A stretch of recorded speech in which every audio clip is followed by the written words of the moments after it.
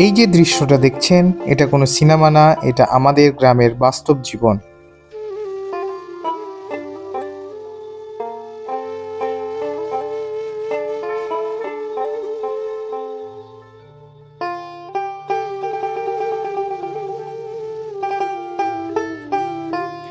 চলুন আজ আপনাদের নিয়ে যাই একটা আসল কৃষকের জীবনের গল্পে।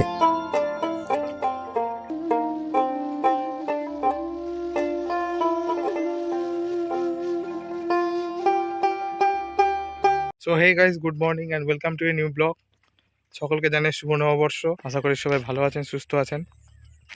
দেখতে পাচ্ছেন আমার পিছনে হচ্ছে মাকইয়ের জমি, মাকই লাগিয়েছে। এখন আলু তোলা হয়ে গেছে, এখন বেশিরভাগই মাকই, তারপর কচু, পাটা এগুলো লাগানো হবে। কিছুদিন আগেই এই জমিতে ছিল শুধু আলু। কৃষকেরা দিন রাত পরিশ্রম করে সব আলু তুলে ফেলেছে, কিন্তু একটা দুঃখের কথা, বাজারে আলুর দাম এখন খুব কম। তাই সব আলু বিক্রি না করে কিছু আলু বাগানেই রেখে দেওয়া হয়েছে, যাতে পরে দাম বাড়লে বিক্রি করা যায়। এখন এই জমিতে নতুন করে ভুট্টা লাগানো হয়েছে। দেখতেই পাচ্ছেন গাছগুলো একটু একটু করে বড় হচ্ছে। এইভাবেই এক ফসল শেষ হয়ে আরেক ফসলের শুরু হয় গ্রামের জীবনে। সকাল সকালই গরুগুলোকে মাঠে বেঁধে দেওয়া হয়েছে। গ্রামের জীবনে গরু শুধু পশু না, এরা কৃষকের সঙ্গী। চাষের কাজ থেকে শুরু করে দুধ, সব কিছুতে এদের ভূমিকা রয়েছে।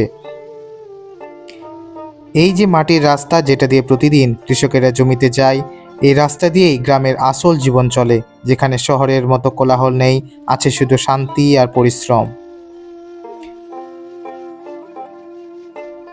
জমির উর্বরতা বাড়ানোর জন্য এখানে গোবর সার দেওয়া হয়েছে। এটা সম্পূর্ণ প্রাকৃতিক সার, যা জমিকে শক্তিশালী করে আর ফসল ভালো হয়।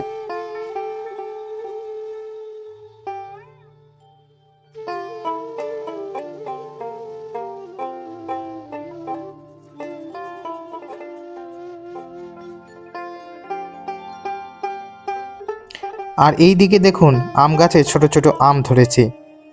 কিছুদিন পরে এই আমগুলো বড় হবে আর গ্রাম ভরে উঠবে আমের মিষ্টি গন্ধে। তবে আজকাল আম গাছে পেকে ওঠার আগেই তাদেরকে পেড়ে নেওয়া হয় বাজারে বিক্রি করার জন্য।